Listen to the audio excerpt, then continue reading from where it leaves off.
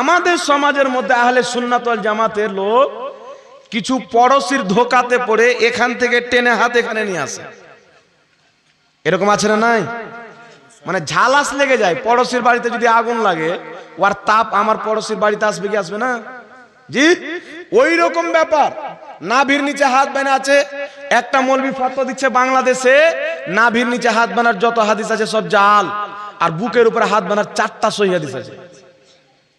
আমি জাহাঙ্গীর মৌলবি 1.5 বছর থেকে চ্যালেঞ্জ করছি যে আমার নবী বুকে হাত বেঁধেছেন, একটা সহি হাদিস দাও, 5 লাখ টাকা নিয়ে যাও। কোনো বেটা পারেনি। 3 বেটা ফোন করেছিল যে হাদিস দিচ্ছে তো জয়ীফ হাদিস, জাল হাদিস। একটি কথা মনে রাখবেন, বুকের উপরে হাত আমার নবী বেঁধেছেন এই মর্মে কোনো সহি হাদিস নেই। আমার চ্যালেঞ্জ, আমার নাম্বার ভেসে বেড়াচ্ছে ইউটিউবে, কেউ নিয়ে হোয়াটসঅ্যাপে পাঠাও, যদি দিতে পারো আমি ওয়াদা করেছি 5 লাখ টাকা দেবো, মুসলমানের ওয়াদা। জি, কিন্তু কিয়ামতের সকাল পর্যন্ত কেউ দেখাতে পারবে না, কারণ বুকের উপরে হাত বানার পৃথিবীর মাটিতে কোনো সহি হাদিস নাই। এক বান্দা হাদিস পাঠালো, বুখারীর হাদিস। নবী পাক বলেছেন বাহুতে বাহু রাখো। নবী পাক কি বলেছেন? এই আমার দিকে দেখেন না বাবা, না দেখলে ভালো লাগে না। নবী পাক বলেছেন ডান হাত বাম হাতের উপরে রাখো।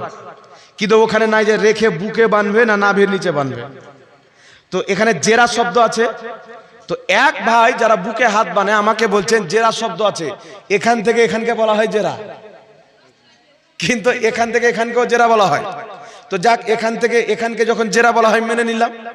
তো এখানে হাত রাখে, কোথায় আসবে বলছে, দেখেন অটোমেটিক বুকে চলে আসে। বুকে আসে, এভাবে ছাড়েন তো কোথায় আসে, হাত খান করে লরম করে ছেড়ে দেন, কোথায় আসে? নাভির কাছেই আসবে। তো বুখারীর হাদিস আমাদের দলিল প্রমাণ করে, তোমাদের না। আর তোমরা যদি জিসিপি নিয়ে টেনে নিজেরটা প্রমাণ করো এইভাবে, তাহলে কিছু করার আছে কি? কিছু করার নাই। কিন্তু বুখারীর হাদিসে ডান হাত বাম হাতের উপরে রাখার কথা আছে, কিন্তু কোথায় বানবো এই কথা নাই। তারপরে আরেকটি হাদিস দিল, আবু দাউদ শরীফের হাদিস। হাদিসটি কি? হযরতে তাউস বলছেন নবী পাক ডান হাত বাম হাতে রেখে আলা সাদরিহি, বুকের উপরে বেঁধেছেন। নাসিরউদ্দিন আলবানী বলছেন হাদিসটি সহিহ। নাসিরউদ্দিন আলবানী বলছেন হাদিসটি সহিহ, আবু দাউদের হাদিস।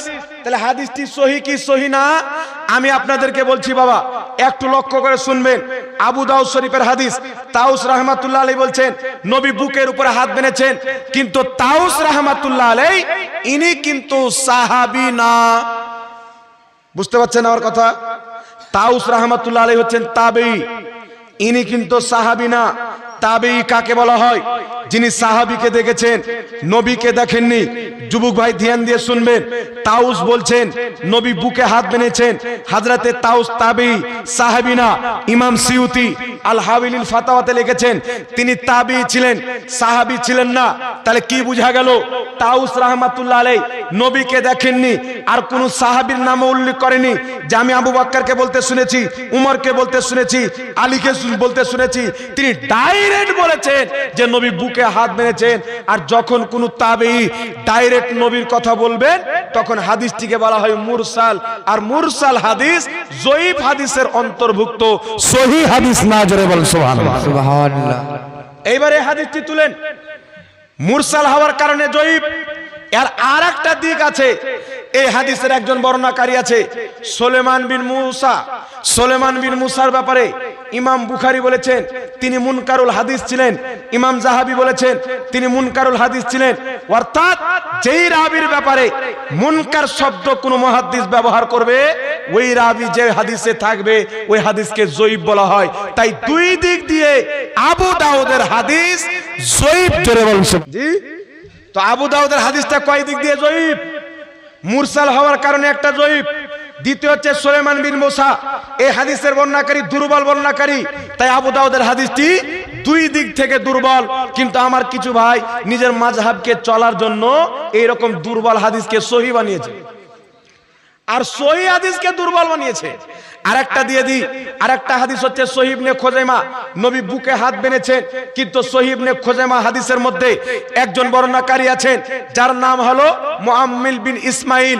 এই মুআম্মিল বিন ইসমাইলকে ইমাম বুখারী সহ একাধিক ইমাম বলেছেন তিনি মুনকার এবং দুর্বল বর্ণনাকারী, যার কারণে সহিহ ইবনে খুজাইমার হাদিসটি হলো যঈফ হাদিস। জোরে বলুন সুবহানাল্লাহ। সুবহানাল্লাহ। এই বুকের উপরে হাত বাঁধার সহিহ মারফু হাদিস, আমার নবী বুকে হাত বেঁধেছেন, আমার বেঁচে থাকা অবধি এই জমিনের মাটিতে কোন মায়ের লাল একটা সহিহ হাদিস তাকাইতে পারে না, যদি তাকিয়ে দেয় 5 লক্ষ টাকা পুরস্কার দেওয়া হবে।